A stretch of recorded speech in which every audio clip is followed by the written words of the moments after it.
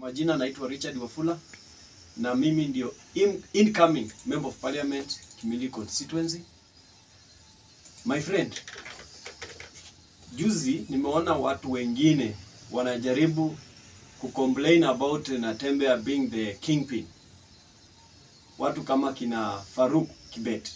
My friend, I want to tell you, Natembeya ameshika ground. Juzi alikuwa Vihiga, kule ni kwa mama na baba ya Musalia Mudavadi. Mliona umati, walimkubali, wakamkaribisha nyumbani. Ambapo watu wengine wanasema Natembeya anajulikana Trans Nzoia peke yake. My friend, hizo ndo vitu tunataka. Kuna watu wanasema wako kwa ground, but in really sense they are not on the ground.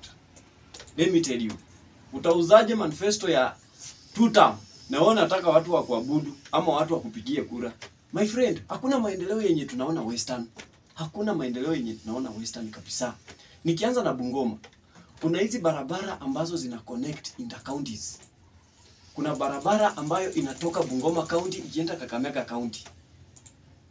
Barabara ya kutoka Naitiri, Misihu, kupita Soisambu, Brigadier, all the way to Kakamega County. Hiyo ni barabara ambayo imefanywa campaign since the time of Kibaki.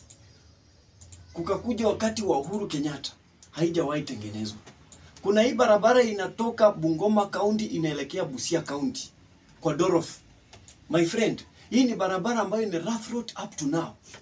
Kuna hii barabara ambayo inatokea Mayanja Vitunguu kuelekea Malakisi kwenda mpaka Teso in Busia County still.